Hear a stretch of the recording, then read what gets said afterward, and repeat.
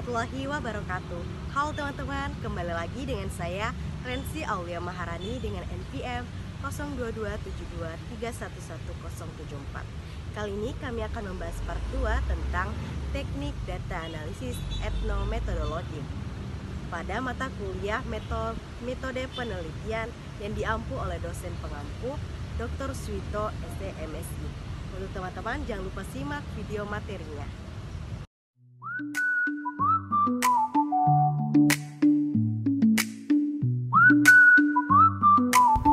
Metode penelitian dengan teknik analisis etnometodologi.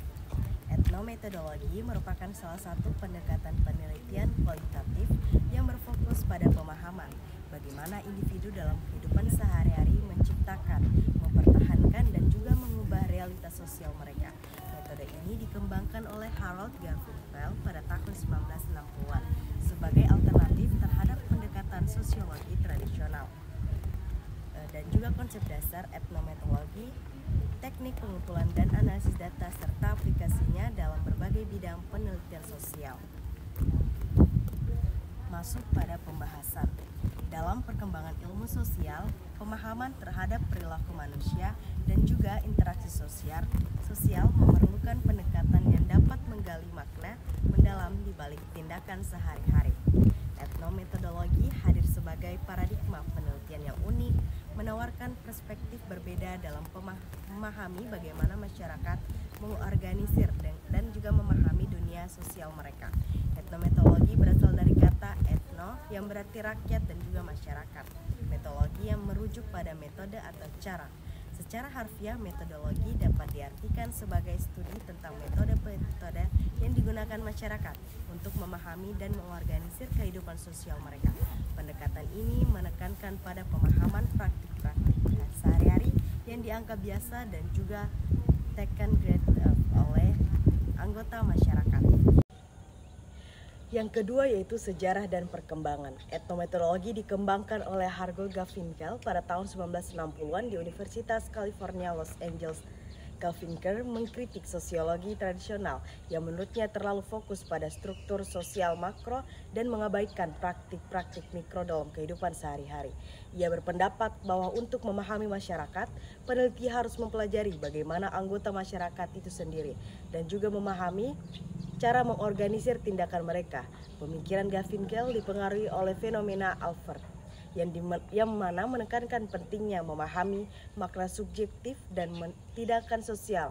Namun Garfinkel mengembangkan pendekatan yang lebih radikal dengan fokus pada proses-proses praktis yang digunakan masyarakat dalam kehidupan sehari-hari. Yang kedua, masuk pada konsep dasar etnometodologi. Etnometodologi dibangun atas beberapa konsep fundamental. Indexicality merujuk pada sifat kontekstual dari makna. Setiap ekspresi dan tindakan memiliki makna yang bergantung pada konteks di mana ia muncul. Etnometodologi mengakui bahwa makna tidak pernah dapat dipahami secara terpisah dari konteks situasionalnya.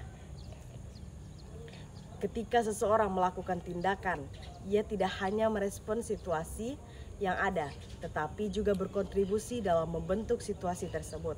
Documentary method interpretation adalah proses di mana individu menginterpretasikan tindakan atau kejadian tertentu sebagai dokumen atau representasi dari pola yang mendasarinya.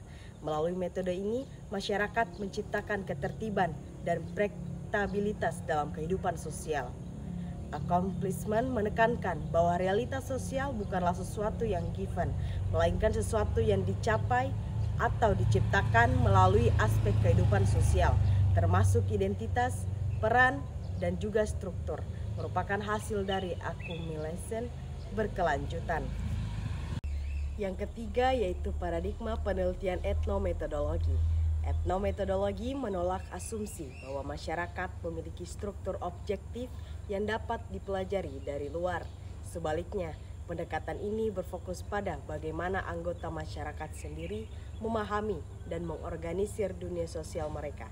Peneliti etnometodologi tidak berusaha menjelaskan perilaku sosial dan perspektif teoritis yang telah ada, melainkan berusaha memahami metode praktis yang digunakan masyarakat dalam kehidupan sehari-hari. Masuk pada karakteristik metode penelitian etnometodologi. Yang pertama, fokus pada praktik sehari-hari. Penelitian etnometodologi memusatkan perhatian pada aktivitas rutin dan praktik-praktik yang dianggap biasa dalam kehidupan sehari-hari. Hal ini yang tampak trivial dan taken for granted justru menjadi fokus utama karena di dalamnya tersimpan metode-metode yang digunakan masyarakat untuk menciptakan ketertiban sosial. Yang kedua, pendekatan naturalistik. Etnometodologi menggunakan pendekatan naturalistik. Artinya penelitian dilakukan dalam sering alami tanpa manipulasi dan konteks eksperimental. Yang ketiga yaitu perspektif emik. Penelitian etnometodologi mengadopsi perspektif emik yang memahami fenomena dari sudut pandang partisipan atau anggota masyarakat yang diteliti. Peneliti tidak memaksa kategori atau konsen teoritis dari luar, melainkan berusaha memahami kategori dari konsep yang digunakan oleh masyarakat itu sendiri. Yang keempat yaitu analisis mikro. Berbeda dengan sosiologi, makro yang berfokus pada struktur sosial besar, etnometodologi melakukan analisis pada level mikro. Perhatian diberikan pada interaksi-interaksi detail, percakapan, dan praktik-praktik spesifik yang terjadi dalam situasi konkret. Masuk pada teknik pengumpulan data dalam penelitian etnometodologi. Yang pertama yaitu observasi partisipan. Observasi partisipan merupakan teknik utama dalam penelitian etnometodologi. Penelitian terlibat langsung dalam kehidupan masyarakat yang diteliti untuk memahami praktik-praktik sehari-hari dari dalam. Teknik ini mungkin peneliti untuk mengamati bagaimana anggota masyarakat mengorganisir tindakan mereka dalam situasi natural. Dalam melakukan observasi partisipan, peneliti harus memperhatikan hal-hal yang tampak biasa dan rutin, karena di dalamnya tersimpan metode-metode yang digunakan masyarakat untuk menciptakan realitas sosial. Peneliti juga harus sensitif terhadap konteks situasional dan bagaimana makna diciptakan dalam interaksi.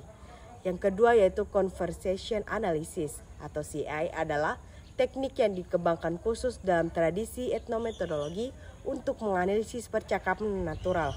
CA tidak hanya menganalisis isi percakapan, tetapi juga struktur dan organisasi percakapan, termasuk pergantian giliran bicara, intonasi, dan aspek-aspek dari interaksi verbal.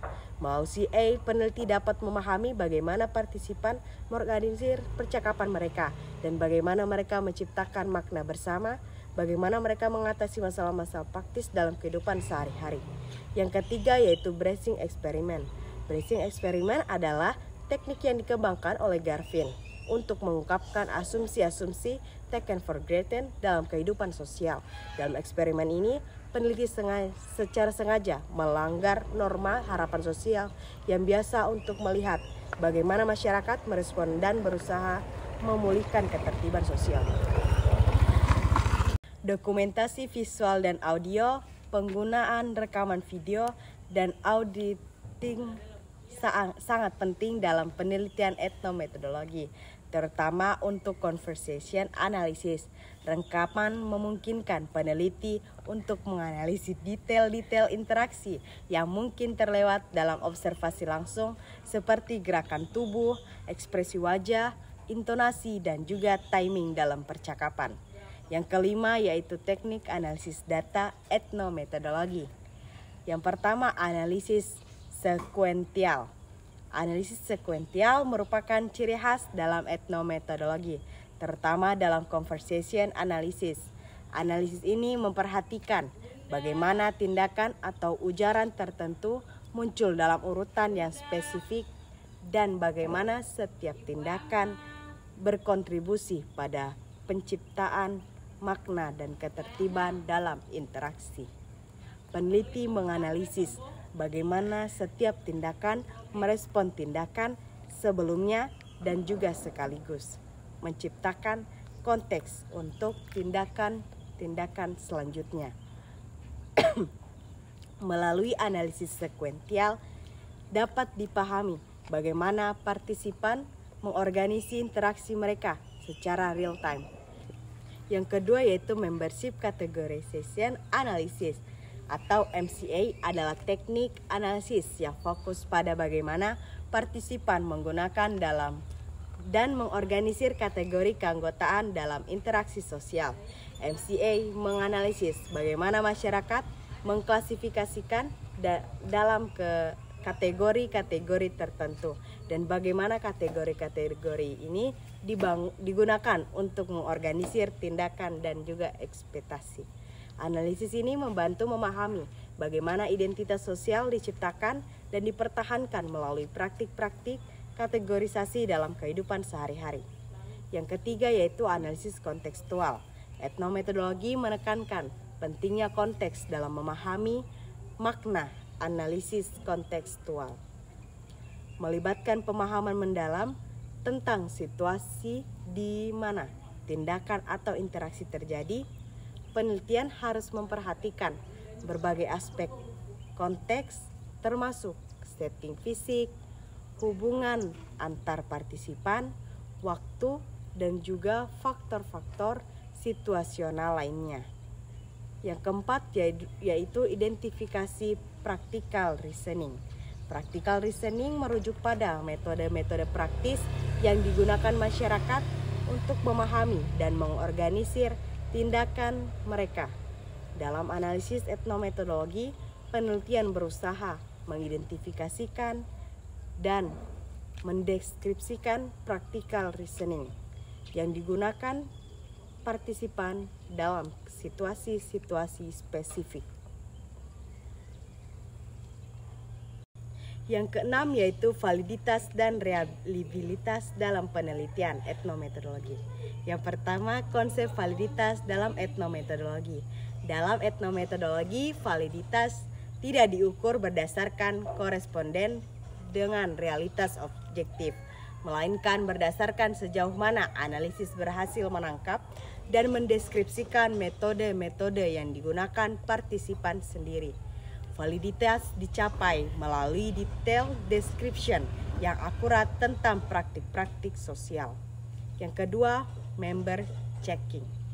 Member checking dalam etnometodologi melibatkan konfirmasi dengan partisipan tentang akurasi deskripsi dan interpretasi yang dibuat peneliti. Namun teknik yang harus dilakukan dengan hati-hati karena partisipan mungkin tidak selalu sadar dengan metode-metode yang mereka gunakan. Yang ketiga yaitu triangulasi data.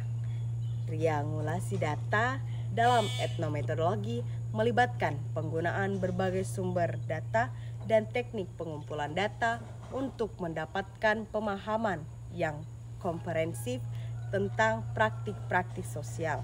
Kombinasi observasi, conversation analysis, dan dokumentasi audiovisual dapat meningkatkan validitas penelitian.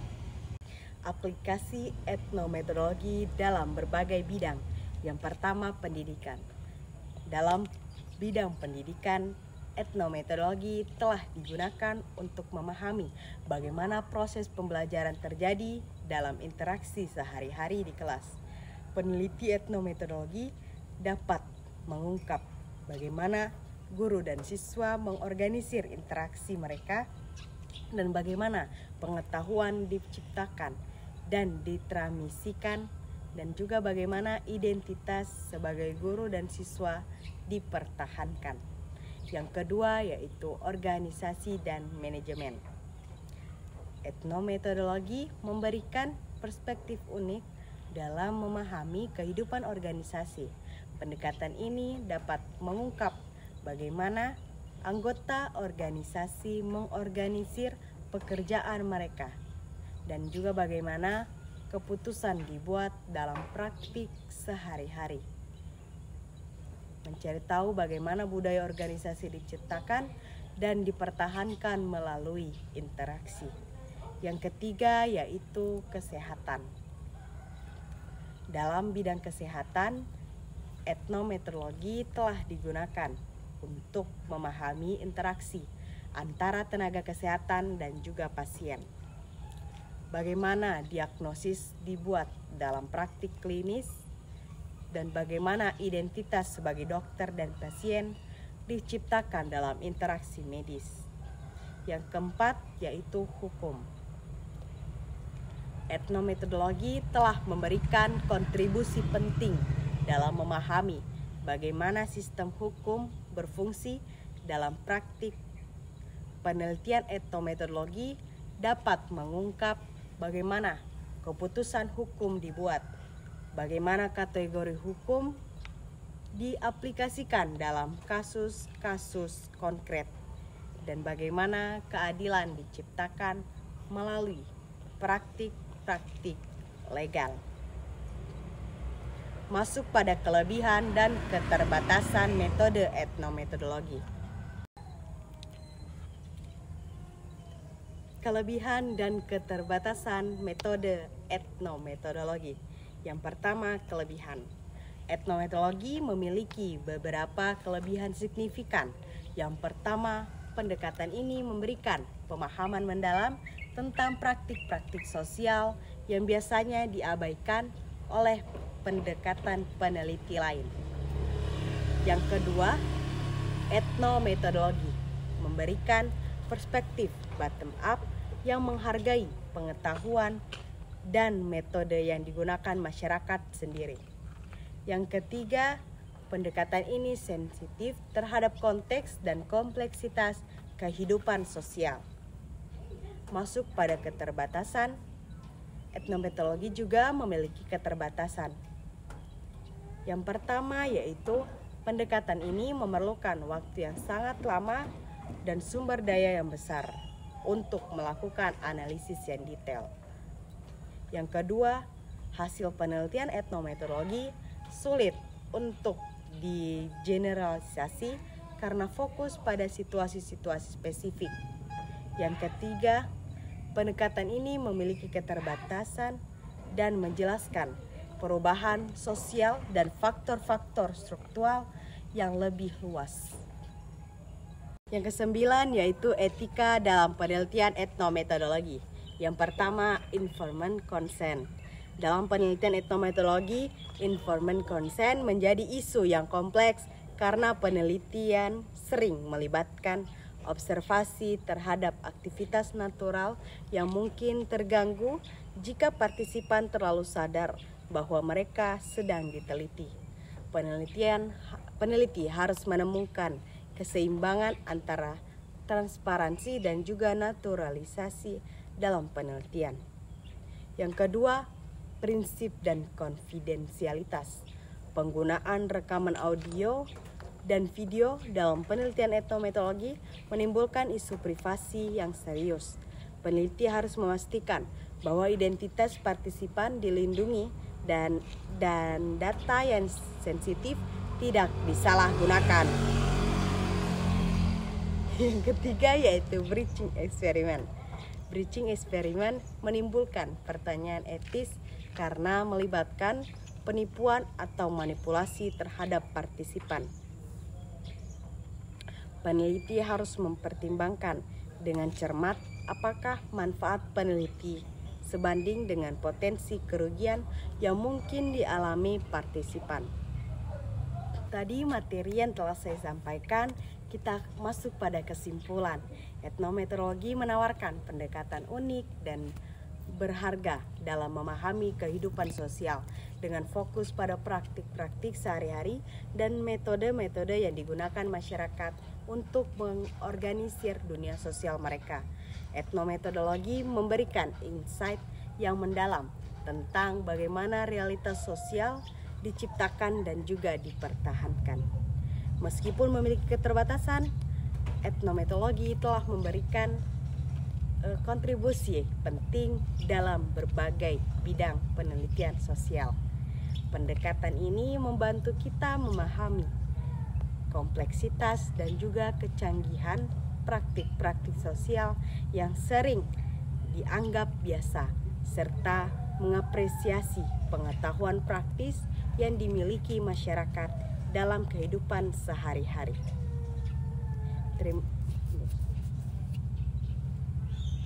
Bagi peneliti yang tertarik menggunakan pendekatan etnometodologi, penting untuk memahami bahwa ini bukan hanya metode penelitian, tetapi juga paradigma yang berbeda dalam memahami masyarakat.